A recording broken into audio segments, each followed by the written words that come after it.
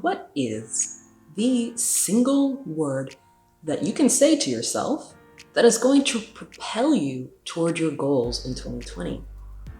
How do you even begin to choose a word that is going to be your theme for a whole year? Let's talk about it.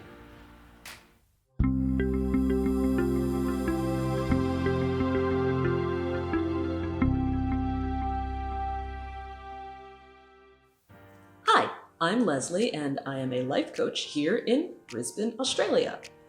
Now, I haven't uploaded a video in a while, and that's because I was overseas for a bit and some other business and family related things popped up. I did a couple of talks and just connecting with some other important people in my life, and that took precedence over my filming schedule. But I am back, and with perfect timing because it's the first week of 2020. In mid-December, I conducted a half-day workshop, Ignite Your 2020 Vision, and I had it here at Leslie V Coaching HQ, which, as you may have noticed, has had a bit of a makeover. Now, the whole first section of the workshop was all about reflecting on 2019. And going through that reflection process was really important because it helped the attendees do a thorough, honest self-assessment of their situation. And that's crucial for anyone making any plans or goals for the new year. I don't really work in terms of New Year's resolutions for various reasons that I won't get into right now. Evaluating what sort of foundation you're starting with is really necessary for outlining goals and strategies that are relevant to your life and that are realistic for your context. By writing things down, like the most important people and events you encountered in 2019, positive ones and negative ones, you can get a much clearer picture of how well your year aligned with your values, or what kinds of needs from 2019 you've left unfulfilled. When I choose a word for a year to represent a year, I don't choose wishing words. I always choose something that will guide my everyday decision making and keep me on track towards whatever my main goals are for that year.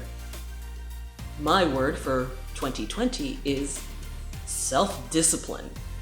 And I'll tell you how I arrived at this word by first outlining my words for the past few years. My word for 2015 was resilience.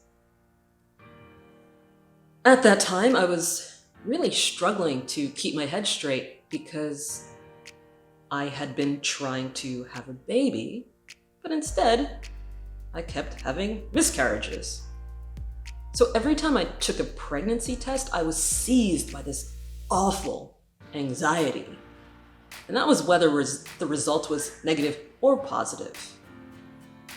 So I had to be constantly prepared to bounce back over and over again. And repeating that word in my darker moments really helped me remember that each negative test result or each pregnancy lost did not mean that I was a failure. It just meant that with each one, I had to become stronger and stronger to maintain the will to keep trying to keep a pregnancy and to eventually have a child. My word for 2016 was mindfulness. I started that year pregnant, and that was the one that stuck. But it was not an easy pregnancy by any stretch of the imagination. I had lots of complications. I was in and out of the hospital. I was told 5 separate times that I was going to lose that pregnancy too. And the one most important thing that kept me feeling okay through that time was practicing mindfulness. Sometime before that, I had completed a 3-week mindfulness meditation course here in Brisbane, and whenever I felt that awful anxiety of my pregnancy complications creeping up again, I would stop whatever I was doing, find a comfortable place, and really focus in on my immediate reality. I'd meditate on what I was actually feeling within each centimeter of my body. From my toes to the top of my head and back and forth. I was doing like a full body scan of what I was feeling. And in those moments where I was going through that process, I had relief. And that was something that I needed to call on over and over and over again that year. And I still do. So mindfulness, it basically saved my brain that year. My word for 2017 was minimalism. I was a new mother, so I had a lot of challenges relating to clutter. Not just the physical clutter that comes with taking care of a newborn, but also a lot of mental clutter. I had a lot more responsibilities. I had very little time to myself.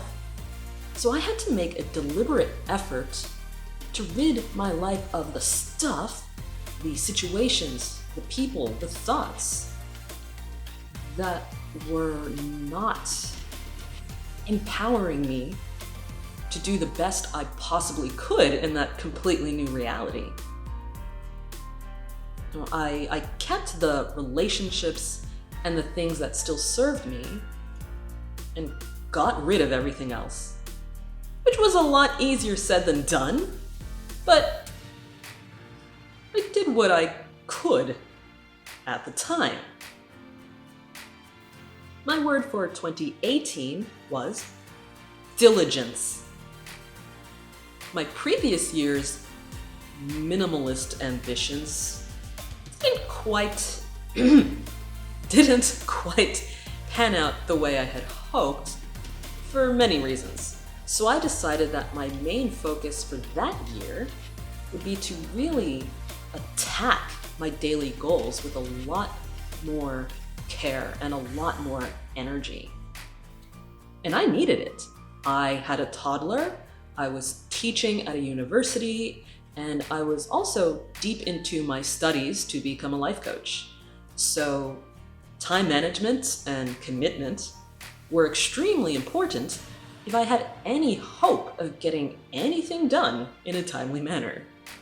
So diligence was something that I had to repeat to myself a lot in order to stay on track. In 2019, my word was clean. This was different from minimalism because my focus wasn't on decluttering, it was on removing dirt, so to speak, to really cleanse. My final couple of semesters teaching at the aforementioned university in 2018 were not good. Even when they were good, it was often for negative reasons. There were a lot of counterproductive changes taking place. I was on the academic board as the single representative for all of the educators in my department, but little by little, I was being disempowered, disincentivized from being innovative or creative, and I was becoming a person who I mostly felt sorry for. So for a bit, I thought 2019 would be about transitioning away from a devolving workplace culture, but then it hit me that I didn't have to be there at all. So I made a clean break. I began the cleansing process. I launched my coaching practice as a full-time gig from the start, and every decision I made was with the aim of not letting any of the dirt from 2018 back into my life. And that brings me back to my word for 2020, self-discipline. And one reason I chose this word is that I'm turning 39 years old this month. And for me, that's a really big deal because for a long time, I've always told myself that one thing I want in my life is to wake up on my 40th birthday feeling absolutely amazing. Right now, I have just about everything I've ever wanted in my life, and then some. I have a gorgeous little family. I have 3 citizenships. I've lived, worked, and studied all over the world, and I've created a business that I absolutely love. But there are areas where I want to level up. And this is going to be the kind of year that I've always promised to create for myself. On my 39th birthday, I am officially launching Leslie 4.0. It's my own little personal project to smash my business goals and get back to the level of fitness I had when I was a parkour instructor, and practicing bulletproof self-discipline in all of my day-to-day decision-making is what is going to keep me on track so that when I wake up on my birthday next January, I will be a version of the self that I already love, just upgraded.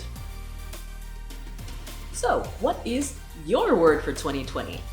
I'd love to know, so leave me a comment and get in touch so we can talk about what your goals are and how we can work together to help you have your best year ever.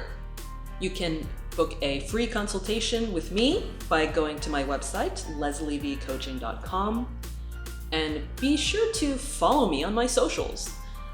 Also, give this video a big thumbs up, and of course, subscribe to my channel.